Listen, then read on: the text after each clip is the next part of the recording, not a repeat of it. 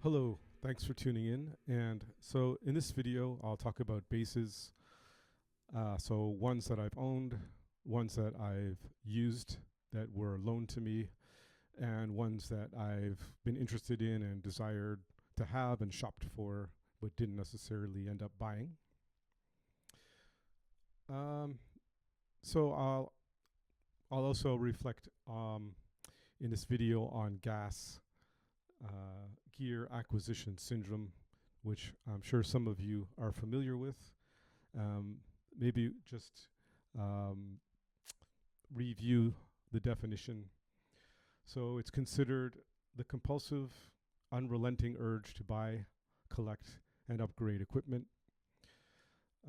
Coined in the music and photography communities, it describes the false belief that buying new gear will act as a shortcut to better skills, creativity, or happiness. Okay, so we'll take that as a working definition.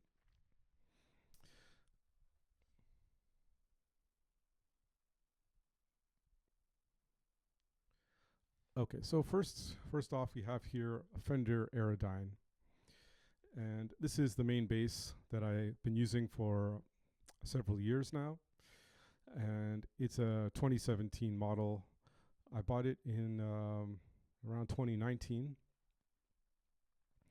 and so it's not gonna. This video is not really about reviewing basses objectively, but as I said, just sort of discussing uh, different basses. So this one's been my main one for about 5 to 6 years now. And why did I buy it? So before this bass, I had a similar one, a Fender Jazz made in Mexico, which I bought in Canada, new in 1999. And that was a good, solid workhorse bass.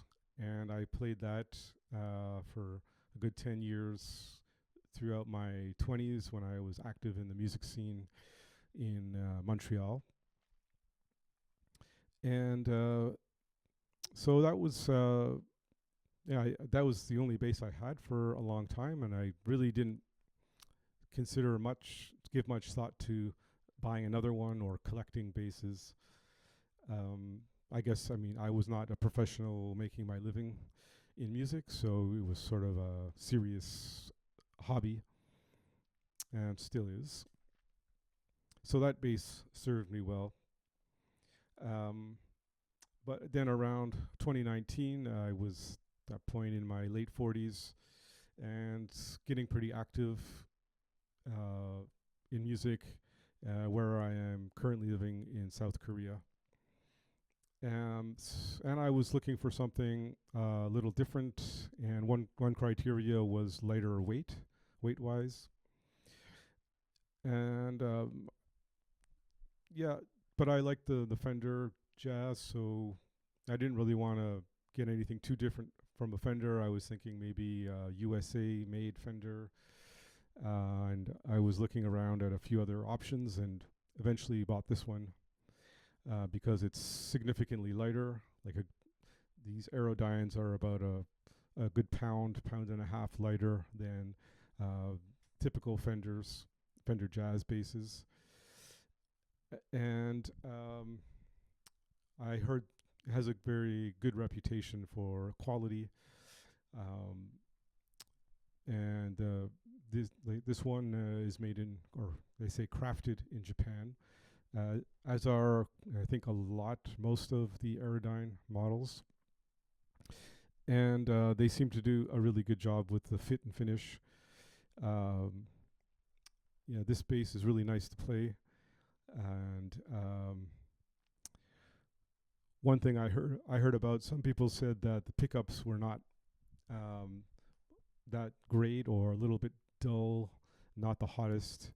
So even before I bought it, I was thinking maybe I'll change the pickups. And I was sort of looking around at different options.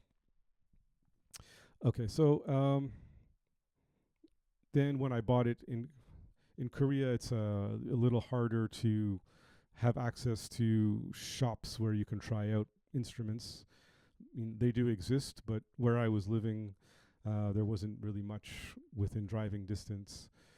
So long story short, I bought it sight unseen, used, off of the internet, using Mule. It's the main used market in Korea, which is online, and there's tons of stuff on there all the time, moving, constantly moving. And so it was a bit scary. I've never done that before, but it was a good deal. And like I said, I was thinking of changing the pickups and all, working on it a bit, maybe modding it. Um, so I bought it, and it was a good price, and it arrived, and it did need some work. The action was way too low, and there was a bit of buzzing, but overall, not bad. The core components were in good shape, and there wasn't really any major scratches or any other major problems. So I went ahead and changed the pickups, and after some research, I settled on these pickups here, which are EMG Geezer Butler pickups. So that was a bit of a no-brainer for me. I'm a fan of Black Sabbath and Geezer Butler's playing, especially the first couple of albums. And so these pickups are trying to mimic his sound from that early or late 60s precision bass, but it's also marketed as kind of like a lot of things nowadays, where it can get you retro tones and also more clean modern tones. So it's sort of a good all around pickup set. So I guess I was kind of in the mood for modding, and then I ended up also changing the bridge and the tuners. I put Hipshot, replaced the tuners with Hipshot tuners. So these are like really good, and you can see there's a bit of a scratch there in the headstock. I guess that's one thing with this bass. It's made of basswood, and which is a little bit softer wood, so it's a bit more prone to chips and scratches. One thing to be careful of if you're interested in this bass.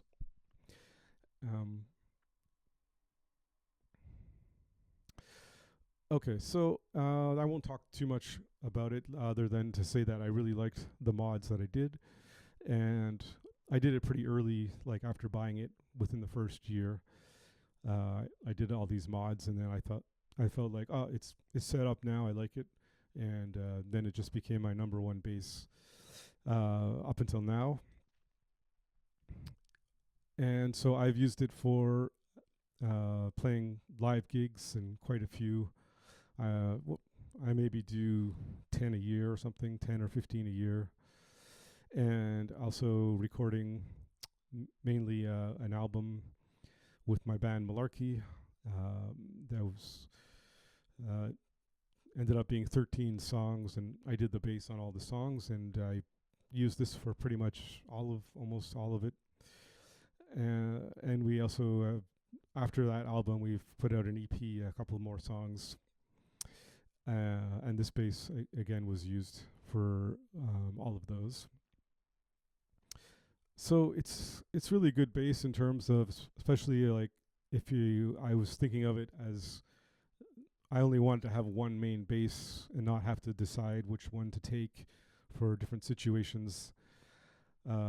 Since I have a day job and I'm not doing music for a living, so I don't feel like I need to have a whole arsenal of basses and pick exactly the right bass for the right situation. So this one with the two pickups, you can get a sort of variety of tones, and the precision pickups sounds, round and punchy like a precision. And then it also has the bridge pickup, the jazz style bridge pickup, single coil in the back for more tighter, sort of mid or upper mid kinds of tones. If you're doing a sort of more solo or playing a solo or doing tight, fast, funky bass lines. Kind of like Jaco Pastorius' 16th note funk lines type of thing. Okay, so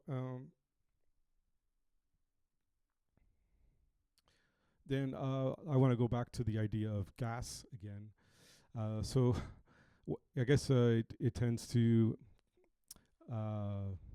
it just comes into my mind every once in a while, and I get the idea that maybe it'd be nice to have a different piece of equipment or like a bass.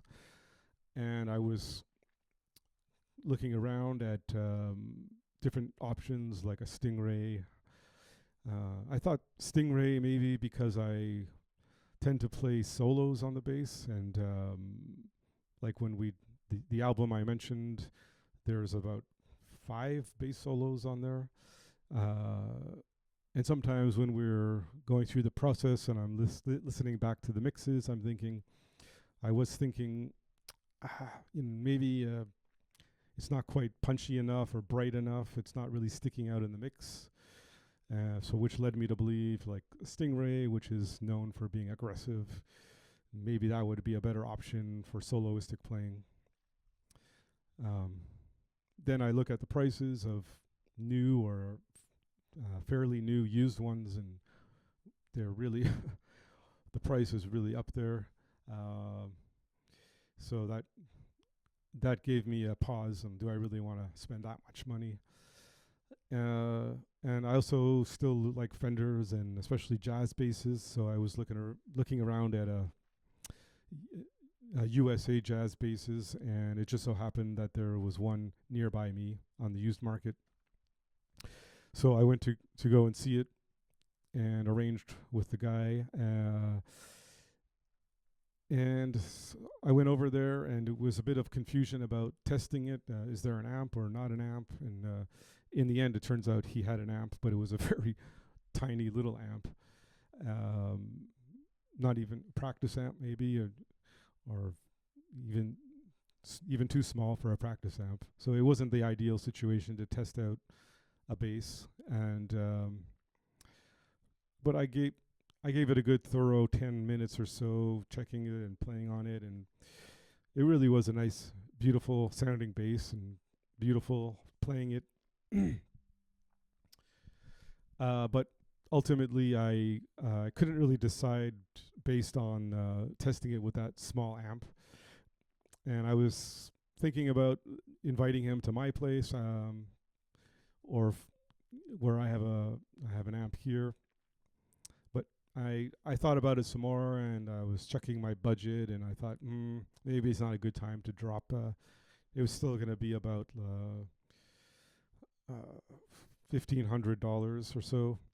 Let's say US dollars, maybe more like $1,300 US. It was a Fender, a professional one, US made. And then after a week or two, it was gone. Someone else bought it. So I was a little bit sad, but I think it was the right decision for me. Okay, so this video was inspired by another video, a YouTuber, Dan Hawkins, who's a bass YouTuber who does a lot of educational content. And he sort of did this video about talking about different basses that he's tried, including some really high-end stuff, and how one of his favorites that he uses a lot in his YouTube channel is one that was quite cheap to buy, and he just sort of fixed it up. And maybe I'll put a link in the description to that video. It's pretty cool.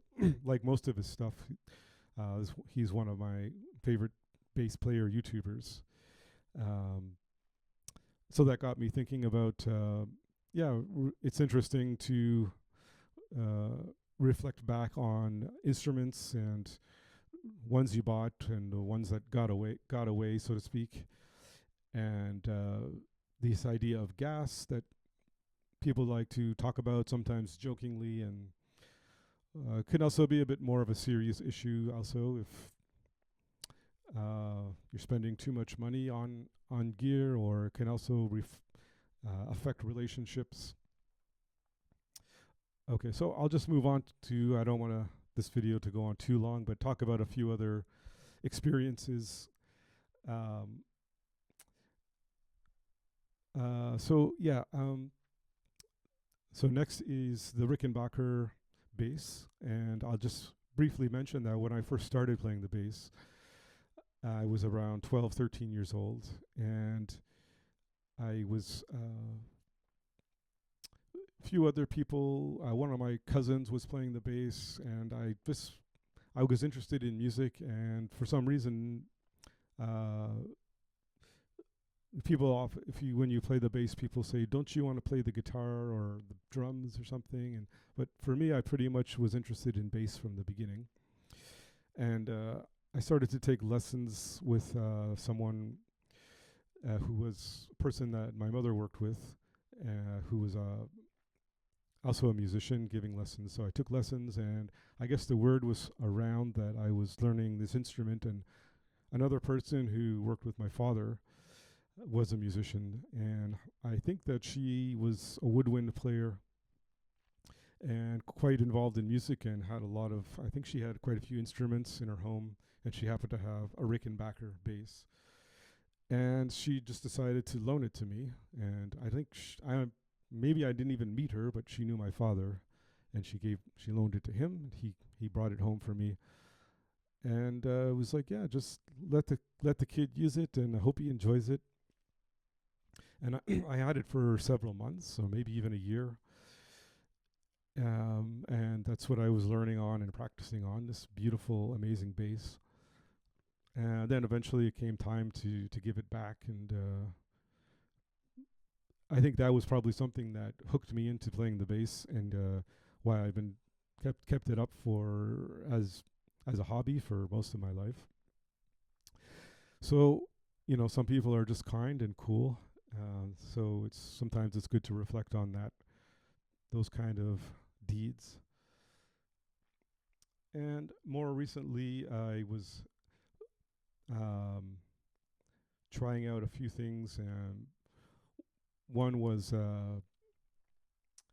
in a guitar shop in Canada. This is one where they have a whole range of instruments, from the low end budget stuff all the way up to really high end stuff.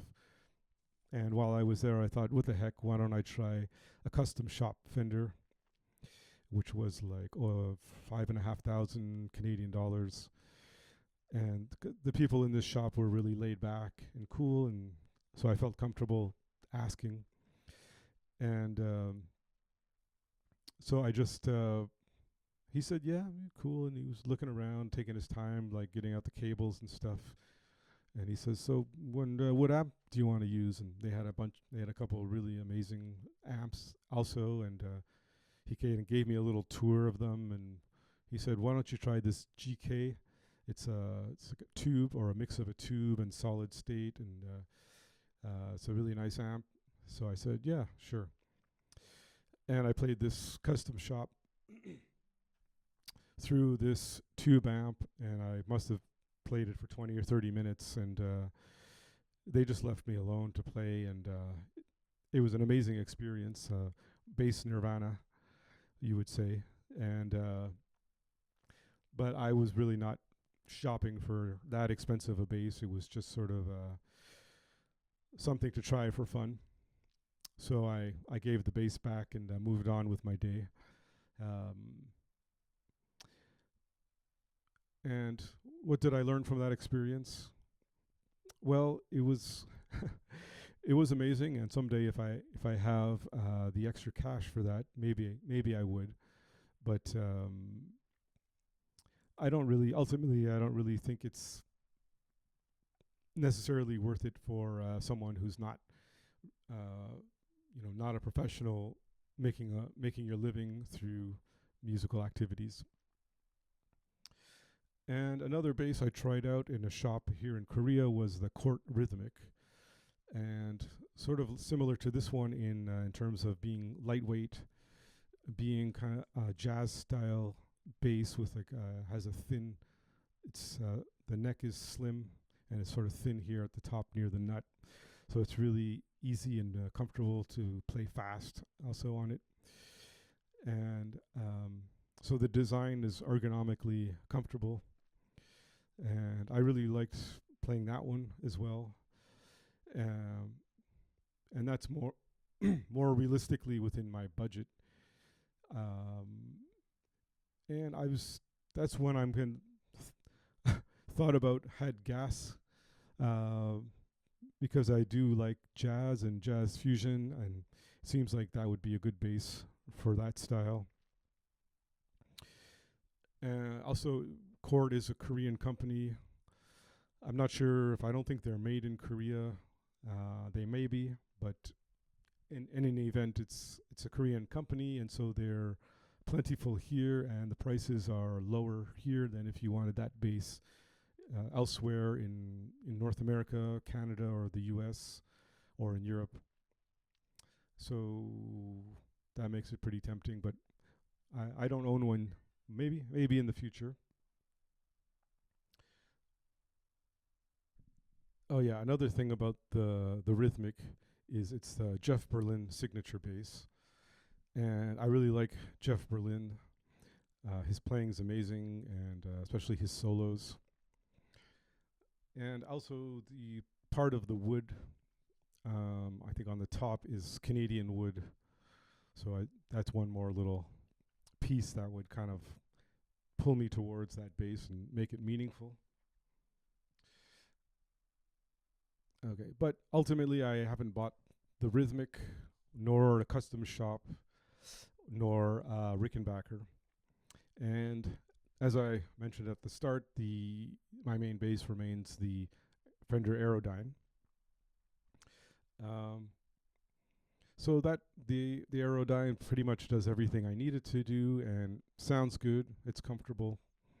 So even though I've had these bouts of gas, so so far, uh, so far it hasn't resulted in me buying another electric bass. So pedals are a different story, but that will be for another video. Okay, so I guess ultimately then I thought it would be interesting to reflect a bit on owning bases, shopping for bases, and gas. And I think maybe some of you out there could relate to this. And if you have your own story about shopping for bases or gas and how you deal with it, uh, feel free to share it in the comment section. It might be cool to have a bit of a discussion about that. And if you like this kind of content, then why don't you just click like and maybe subscribe? And thanks. See you next time.